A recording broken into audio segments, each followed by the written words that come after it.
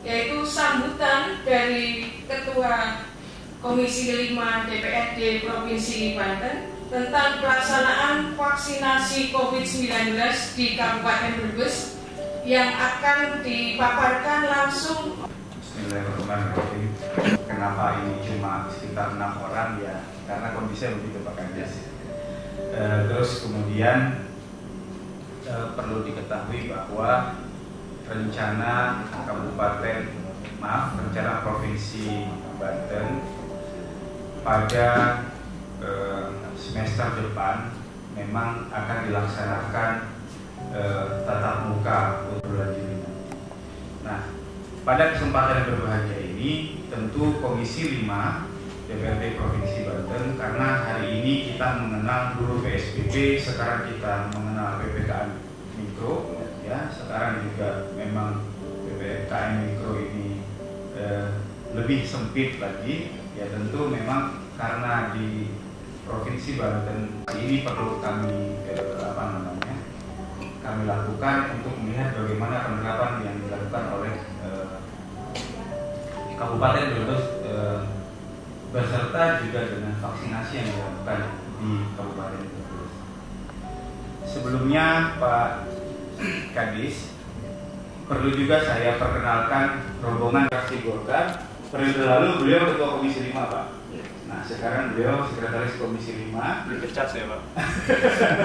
Sudah 2 periode di Komisi 5. Pak Ishak Sidik. Assalamualaikum. Pak Ishak Sidik ini dari fraksi PAN. Kalau Pak Fitron tadi dari fraksi Golkar, sekarang Pak Ishak Sidik dari fraksi PAN. Beliau Sekretaris fraksi PAN yang ada di DPRD Provinsi Banten.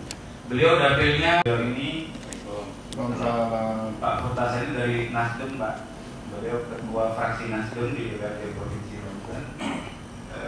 DPRD itu sampingan Pak, utamanya rektor.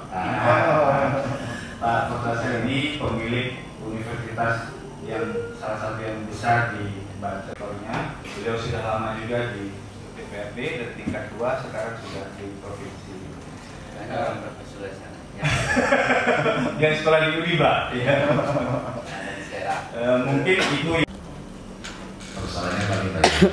Kita itu ranking dari belakang gitu. Ya, karena kompleksnya persoalan dan nanti akan bisa termasuk dalam hal vaksinasi, nanti kita bisa sebutkan. Cuma tadi karena suratnya itu tidak menyebut ke PPKM Mikro pelaksanaan vaksinasi, mungkin sebelum saya tampilkan di paparan untuk PPKM Mikro saya rasa sama, karena kebijakan nasional, teknisnya sama.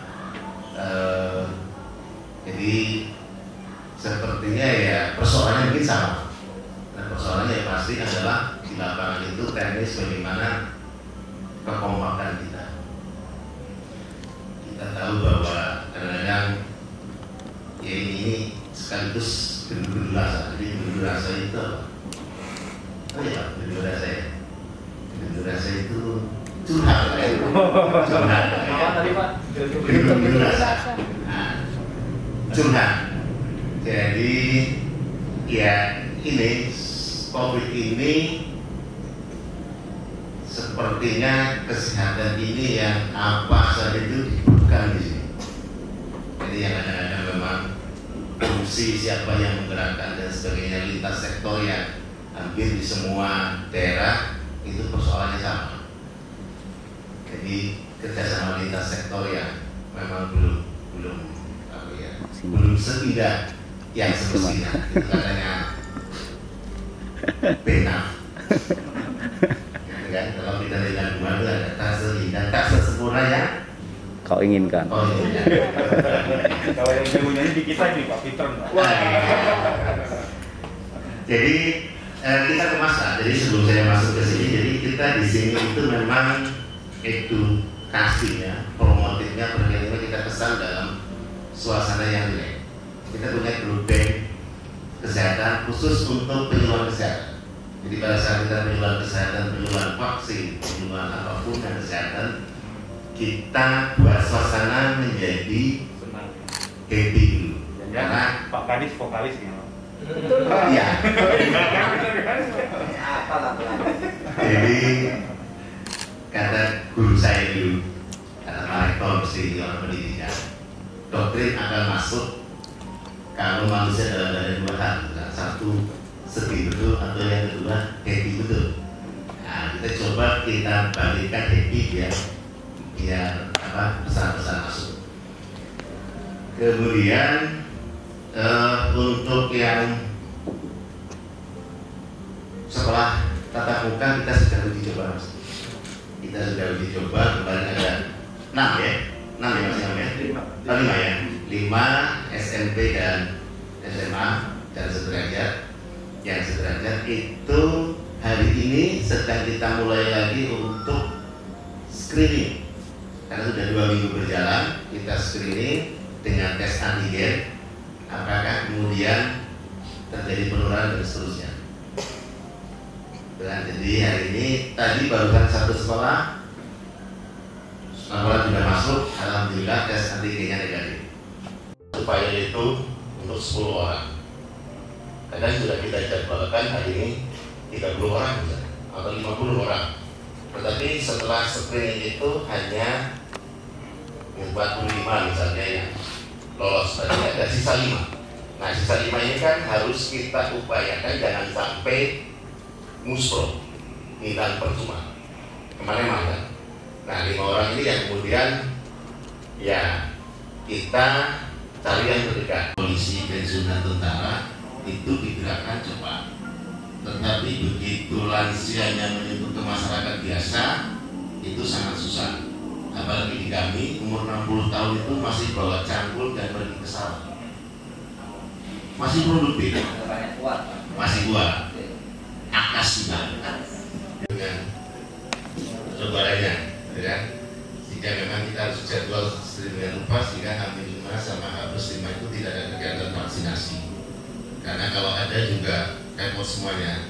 Apalagi petugas kami juga dikerahkan untuk posko kesehatan meskipun tidak ada mudik, tetapi tetap kita jaga di posko putar balik. Jadi Brebes adalah pintu masuk untuk memutar balik kendaraan mudik.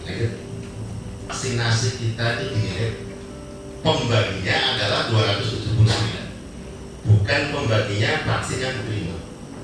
Kalau pembaginya vaksin yang diterima, kita itu sudah di atas 85%. Tetapi karena pembaginya adalah berdasarkan sasaran 279, ya nggak akan pernah mencapai angka itu. Oh, vaksin yang diberikan aja hanya untuk 44.000 orang, padahal kan sasarannya 279. Nah ini saya rasa di Banten pun persoalannya sama, gitu kan? Karena vaksin ini persoalan nasional, jumlahnya memang belum sesuai dengan yang diharapkan. Mudah-mudahan setelah Mei ini jumlahnya masuk. Tapi kalau melihat ada pergerakan lagi di dunia internasional, sepertinya susah juga. Aplikasi tidak boleh ada aral di sana. Dan terukur itu artinya harus yang orang yang sudah divaksin di dosis pertama harus tersedia vaknya di dosis keduanya. Jangan sampai kemudian di dosis pertama kita hajar yang penting KPA tinggi, tetapi begitu dosis kedua vaksinnya nggak ada. Itu yang berbahaya. Buang-buang uang rakyat kalau gitu kan, karena vaksin akan efektif kalau disuntikan 2 kali. Vaksinasi, namun ada beberapa hal yang saya ingin mendapatkan penjelasannya. Tadi disampaikan bahwa vaksinasi ini ada tim ya, ada tim itu misalkan dari beberapa puskesmas gitu kan. Kalau di Banten memang tidak menyeluruh, guru-guru itu yang kemarin divaksin itu ada, rombongan Tangerang Raya itu. SD SMP SMA Tangerang Raya. Iya, Tangerang Raya. Tapi kalau melihat kita pada sekarang ini belum mendengar. Pada saat berbarengan dengan kita itu kebanyakan dari Tangerang yang memang kaitannya dengan sangat rentan sekali terhadap penularan, gitu kan. Misalkan kecamatan mana dan sebagainya itu yang lebih didahulukan karena ya, masing-masing kecamatan itu kan berbeda mungkin penyebarannya gitu. Apakah ada analisa ke sana gitu kan? Apa ya kita cara meratakan saja gitu kan, seperti itu. Karena ya kita melihat kondisi daerah yang berbeda-beda itu, maka itu adalah ada semacam prioritasnya seperti itu. Itu Pak, mungkin terima kasih. Assalamualaikum warahmatullahi wabarakatuh. Tetap berjalan meskipun saat pandemi saat itu, karena saya pernah menyampaikan hal ini Pak di beberapa kali rapat, tapi memang kita terhambat dengan asumsi bahwa kerumunan itu berpotensi terhadap penyebaran.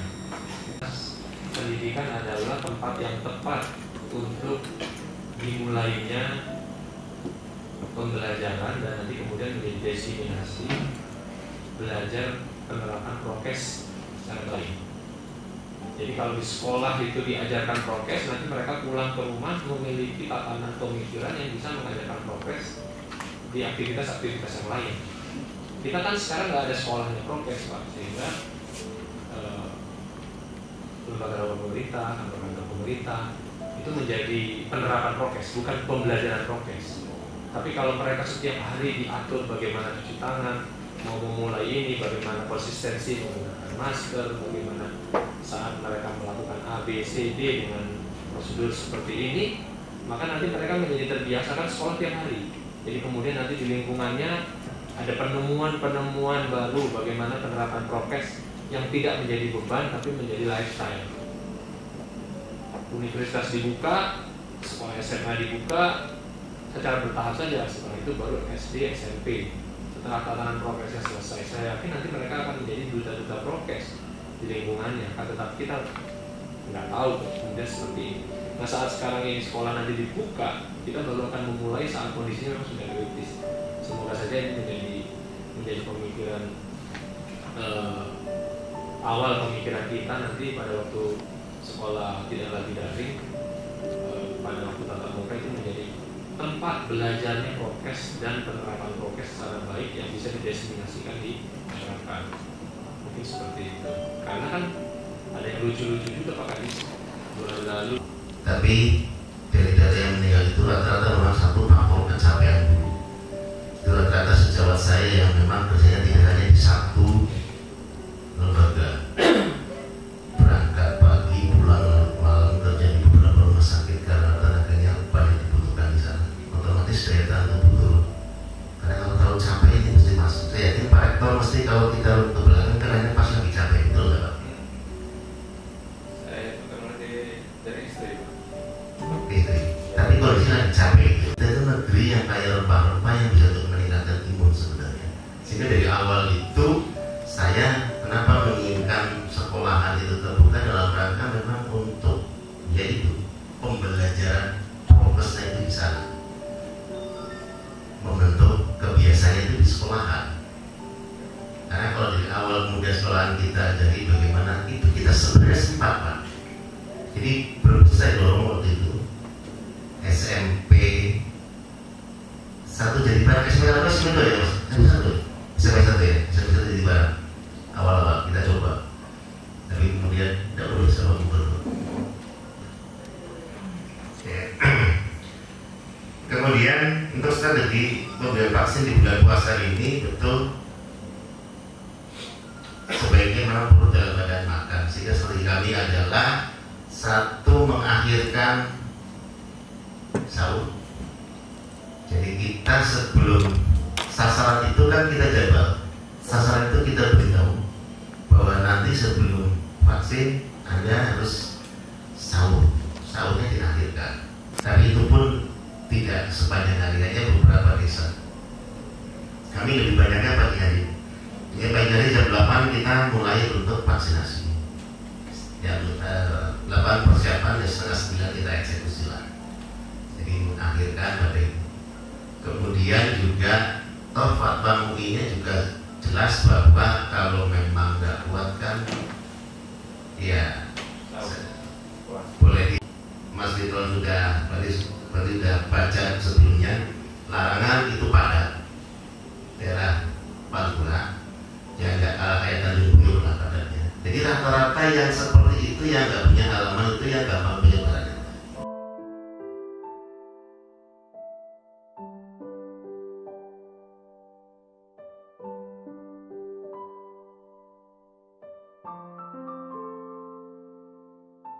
Assalamualaikum warahmatullahi wabarakatuh. Sekarang Tarno Arjo. Tarifnya nggak ada ya? Nggak ada. Kita sekarang lagi kedatangan teman-teman dari DPR Provinsi Banten ke sini untuk sharing tentang pelaksanaan vaksinasi. Ini sekaligus juga giroh kita di bulan Ramadan ini untuk menyehatkan masyarakat itu kira-kira ya. Bersama ini ganteng-ganteng luar biasa, ada Pak Rektor juga ini. Pak Rektor ternyata kena COVID, bro. tapi alhamdulillah gitu kan. Apalagi sebentar lagi offline kuliahnya, mudah-mudahan sehat itu. Karena lihat mahasiswi. Nah, lihat mahasiswi. Oke, terima kasih. Bos. Ya. Terima kasih kami sudah sampai di Dinas Kesehatan Kabupaten Brebes. Tapi yang menarik bukan vaksinnya, tapi telur asinnya. Salam dari Komisi 5 DPRD Provinsi Banten. Oke, terima kasih. Assalamualaikum warahmatullahi wabarakatuh.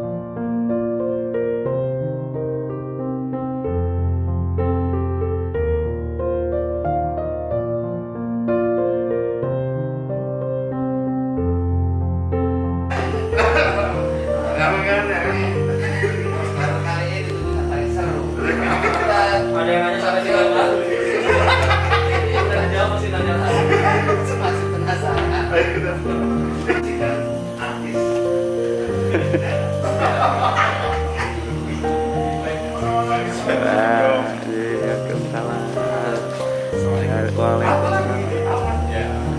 Salam sehat. Salam sehat. Salam germas. Tanpa batas waktu.